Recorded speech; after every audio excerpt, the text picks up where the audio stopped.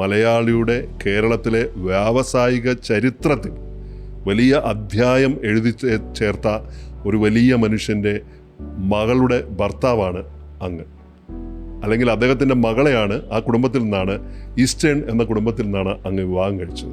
എന്നോട് എപ്പോഴും പറയുന്ന ഒരു കാര്യമുണ്ട്, പപ്പയാണ് എന്നെ നയിച്ചത്, പപ്പയാണ് എൻ്റെ റോൾ മോഡൽ എന്ന് പറഞ്ഞിട്ട്. എങ്ങനെയാണ് അദ്ദേഹം നമ്മളോടൊപ്പം ഇല്ലെങ്കിലും എങ്ങനെയാണ് അദ്ദേഹത്തെ ഓർക്കുന്നത്? എൻ്റെ ജീവിതത്തിൽ 2 പേരാണ്, എൻ്റെ ഫാദറും എൻ്റെ ഫാദറിലുമാണ്. ഈ 2 പേരിൽ നിന്നാണ് എനിക്ക് ഞാൻ അവരെ കണ്ടിട്ട് തന്നെയാണ് എൻ്റെ പ്രത്യേകിച്ച് എൻ്റെ ഫാദറിലോൻ്റെ അടുത്ത് കിട്ടിയത്. മാർക്കറ്റിംഗ്, സാധനം ഉണ്ടാക്കുന്ന കാര്യം പഠിച്ചത് ഫുള്ള് ഞാൻ എൻ്റെ ഒപ്പം അടുത്തുനിന്നാണ്.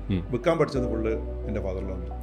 ഉണ്ടാക്കാൻ പഠിച്ചത് ഫാദറിൻ്റെ അടുത്തുനിന്ന്, വിൽക്കാൻ പഠിച്ചത് വൈഫിൻ്റെ അച്ഛൻ്റെ അടുത്തുനിന്ന്. കാരണം ആരും ചെയ്യാത്തൊരു കാര്യമാണ് അദ്ദേഹം അന്ന് ചെയ്തത്. കാരണം വെച്ചാൽ കടം കൊടുക്കില്ല എന്ന് മുമ്പ് നമ്മളിപ്പോൾ ഒന്ന് കമ്മീഷൻ കൊടുക്കില്ല എന്ന് പറഞ്ഞ പോലെ അന്ന് 5 പൈസ കടം കൊടുക്കില്ല, ക്യാഷ് ആൻഡ് ക്യാരി ബിസിനസ് ചെയ്താൽ മതി എന്നൊരു തീരുമാനം പെട്ടെന്ന് അദ്ദേഹം എടുത്തു. കാരണം കാസർഗോഡ് വരെ വണ്ടി പോകുന്നു, ആരാണ് കാശ് തരുന്നത് അവർക്ക് മാത്രമേ ഇറക്കി കൊടുത്താൽ മതി എന്ന് പറയുമ്പോഴും സ്റ്റാഫൊക്കെ പറയും സാർ നടക്കില്ല, ബാക്കി എല്ലാവരും 2 മാസം 3 മാസം കടം കൊടുക്കുന്ന സമയത്ത് നമ്മൾ ഇങ്ങനെ കൊണ്ടുപോയാൽ ആരും എടുക്കില്ല സാർ എന്ന് പറഞ്ഞപ്പോൾ അപ്പോൾ അവർ കൊടുക്കുക, ആരാ വാങ്ങുന്നത് വാങ്ങട്ടെ, അവർ വാങ്ങിയാൽ മതി എന്നതിൽ നിന്ന് ആ ഒരു സ്ട്രോങ് ആയിട്ടുള്ള ഡിസിഷനിൽ കൊണ്ടുവന്നിട്ട് മുപ്പുറം മരിക്കുന്നവരെ ഇന്ന് വരെ ആ ഒരു ഫാക്ടറിയിൽ 5 പൈസ ആരെടുത്ത് കടം കൊടുക്കാണ്ടാണ് ബിസിനസ് നടക്കുന്നത്.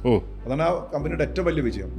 അതുകൊണ്ട് എന്താ ഗുണമെന്ന് വെച്ചാൽ പർച്ചേസ് ചെയ്യുന്നിടത്തും ക്യാഷ് ആൻഡ് ക്യാരിയാണ്. അപ്പോൾ നമുക്ക് ബാക്കിയുള്ളവർ പർച്ചേസ് ചെയ്യുന്നതിനേക്കാളും നല്ല വില കുറച്ചിട്ട് നല്ല സമയത്ത് നല്ല ക്വാളിറ്റി സാധനം വാങ്ങിയാക്കാൻ പറ്റും. അപ്പോൾ അവിടെയൊക്കെ പർച്ചേസിന് എപ്പോഴും ഞാൻ ശ്രദ്ധിക്കാം. പർച്ചേസിൻ്റെ കാര്യമൊക്കെ ഞാൻ ശ്രദ്ധിക്കുന്ന കാര്യം വെച്ചാൽ അവിടെ മുളകിൻ്റെ സീസൺ ആന്ധ്രയിൽ വരുമ്പോൾ അവിടുത്തെ ഏറ്റവും ഹൈ എൻഡ് ക്വാളിറ്റിയുള്ള സാധനം വലിയ വില എടുത്തിട്ട് വാങ്ങാം, അവിടെ സ്റ്റോർ ചെയ്യും. അടുത്ത സീസണിലേക്ക് എത്തുന്ന വരെയുള്ള സാധനം സ്റ്റോർ ചെയ്യും. അങ്ങനെ ഓരോ, അത് കഴിഞ്ഞ മൈസൂർ, അങ്ങനെ ഓരോ ഏരിയകൾക്ക് അങ്ങനെ ഓരോ പ്രോഡക്റ്റും പുള്ളി തന്നെ ഡയറക്റ്റ് ക്വാളിറ്റിയിൽ ഒരു കോംപ്രമൈസും ഇല്ല.